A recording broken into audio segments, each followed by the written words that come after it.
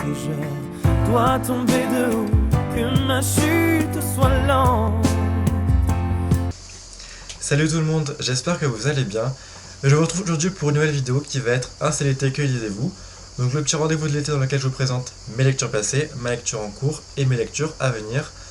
Donc je voulais m'excuser un peu de l'absence de vidéo parce que je vous ai vous en tourner une en début de semaine. J'ai travaillé toute la journée mercredi, donc du coup j'ai pas eu le temps. Hier j'étais pas là et aujourd'hui donc j'ai un petit peu de temps devant moi avant d'aller au boulot, donc du coup je vous tourne cette vidéo. Donc pendant cette semaine et demie de lecture, j'ai lu 3 livres et 3 très bons livres.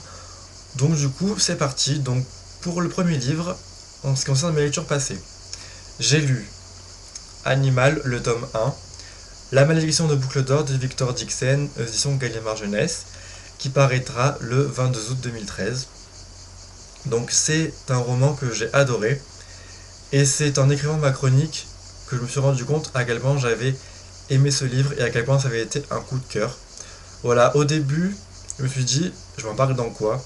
Je ne vois pas en quoi ce livre est une réécriture du conte de Boucle d'Or. Mais en fait, après un élément déclencheur qui arrive très très vite au début du roman, j'ai retrouvé les éléments du conte de Boucle d'Or et je me suis dit, ah, ça y est, ça commence. Et franchement, j'ai aimé beaucoup cette histoire. C'est très bien mené de la part de l'auteur, c'est très bien ficelé, c'est très bien réécrit. C'est vraiment poussé comme univers par rapport au conte en lui-même. Blonde, c'est un personnage vraiment attachant dans laquelle on va la suivre petit à petit dans son histoire. On va voir son évolution. Et c'est un personnage vraiment sympathique à suivre. Il est vraiment attachant, moi je l'ai adoré. Après, en ce qui concerne l'écriture de Victor Dixen, c'est une écriture très spéciale parce qu'elle est très descriptive, malgré qu'il ait des dialogues, etc. Mais c'est vrai qu'il fait beaucoup de métaphores, beaucoup de comparaisons avec... c'est très imagé comme écriture. Et au début, c'est vrai que j'ai eu un petit peu de mal à me faire. Mais en fait, c'est ce qui fait tout le charme de ce roman et tout le charme de son écriture. Donc du coup, après, je m'y suis fait totalement et j'ai beaucoup aimé. Voilà, donc le roman est très rythmé aussi. Franchement, Blonde, elle passe par... elle est heureuse après, elle est déçue, elle doute. Enfin, franchement, on est vraiment... on ressent parfaitement ses émotions. C'est très rythmé. Franchement, ça s'arrête pas du tout. Du début jusqu'à la fin. J'arrête la première partie. On suit Blonde dans ses péripéties. Et quand j'ai fini la première partie, je me suis dit, punaise, tout ce qu'elle a déjà subi par rapport à l'histoire. Durant la première partie, il se passe tellement de choses que on dirait que c'était un roman en entier, quoi. Et ça, c'est vraiment très bien de la part de l'auteur de nous faire avancer petit à petit, mais on avance vraiment super vite.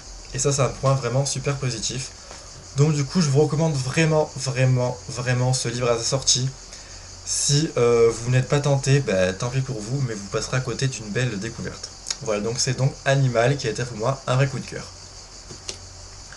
Ensuite, j'ai lu un petit livre rafraîchissant, on va dire.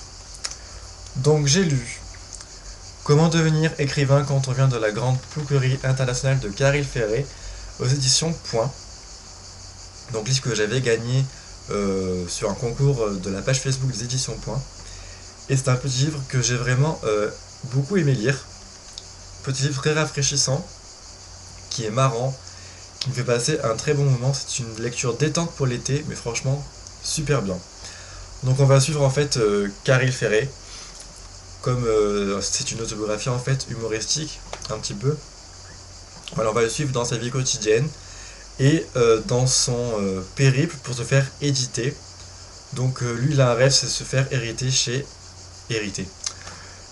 a un rêve, c'est se faire éditer chez Gallimard. Donc du coup, on va le suivre dans son histoire. Et ce qui est très bien, c'est que Caril Ferré raconte son histoire avec beaucoup d'autodérision, beaucoup d'humour. Et c'est ce qui fait tout le charme de ce petit roman. Et c'est ce qui fait qu'on passe un très bon moment. Enfin, ça se lit très très vite.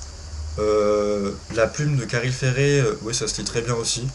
Il n'y a pas tellement de dialogue, mais ouais, c'est très très court, hein, ça fait 160 pages à tout casser. Voilà, donc si vous voulez plus d'informations, allez voir ma chronique, mais franchement je vous le recommande vivement, il fait 10 €, et avec 10 € on passe un très bon moment. Donc voilà. Ensuite j'ai lu un troisième livre, c'est Avant d'aller dormir de S.J. Watson, édition France Loisirs. Donc c'est un roman que j'ai beaucoup aimé aussi.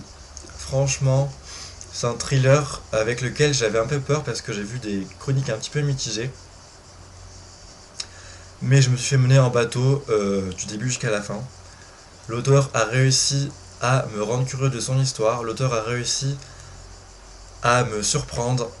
Ses révélations m'ont totalement surpris. Et franchement, j'ai adoré le personnage principal de Christie. Je me suis beaucoup attaché à elle. Tout ce qu'elle a subi pendant toute l'histoire, c'est vraiment horrible. Donc avec Christine est victime d'amnésie. Quand elle se couche le soir, elle ne se rappelle plus ce qui s'est passé la veille en fait. Et elle se réveille tous les matins amnésique, croyant qu'elle est dans le corps d'une femme de 20 ans en fait. Et c'est quand elle va dans la salle de bain, qu'elle se regarde dans le miroir, qu'elle se rend compte qu'elle a 47 ans, qu'elle est mariée. Et petit à petit, on va se rendre compte que peut-être que son mari ne lui dit pas tout, qu'il lui cache des choses. Alors oui, on se dit peut-être c'est pour son bien, parce que son mari n'a pas envie de lui faire du mal, parce que son mari n'a pas envie de se faire du mal, de lui répéter à chaque fois les mêmes choses, parce qu'elle ne se rappelle pas en fait tous les matins ce qui s'est passé la veille. Mais franchement, dès la première partie qui fait quoi, même pas 100 pages, on doute du mari dès le début. Et ça, les questions ont vraiment fusé dès le début par rapport à ça. Et je peux vous dire que la révélation de la fin, je ne m'y suis pas attendu, mais une seule seconde. Je me disais c'était obligé, mais je ne m'attendais pas du tout à ça. J'ai eu des frissons quand la révélation s'est faite.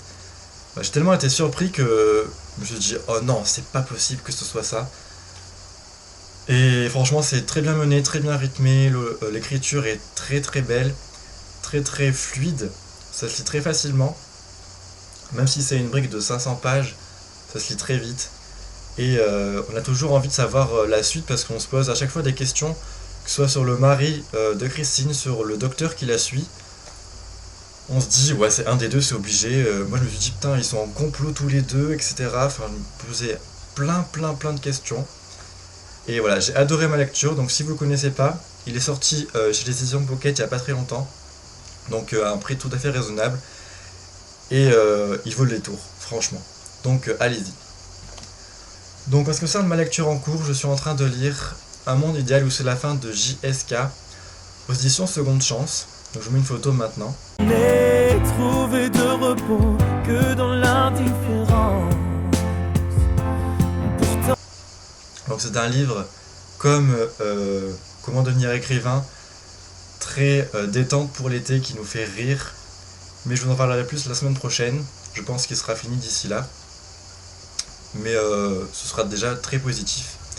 Et j'ai commencé hier Charlie Davidson, le tome 4, quatrième tome au fond de Darintha Jones, aux éditions Mildy Collection Bitlit. Voilà, j'ai lu un chapitre, mais je peux vous dire que dès ce premier chapitre, j'étais mort de rire. Voilà. Charlie a toujours un humour aussi débordant. J'ai adoré retrouver ce personnage et j'ai vraiment hâte de continuer cette histoire parce qu'il paraît que ce tome 4 est un petit peu différent. Mais on sent déjà qu'il est un petit peu différent, que Charlie a déjà mûri. Donc hâte de savoir ce qui va se passer. Alors pour mes prochaines lectures, je sais pas du tout, je vais piocher dans mon professionnel du mois d'août. Donc ce sera donc ou soit l'élite de Kirakas, ou soit la maison de lune du tome 8 libérée de PC Cast et Christine Cast. Je vous souhaite de passer une belle fin de semaine, de très belles lectures et je vous dis à très bientôt. Bye bye. Un de sang.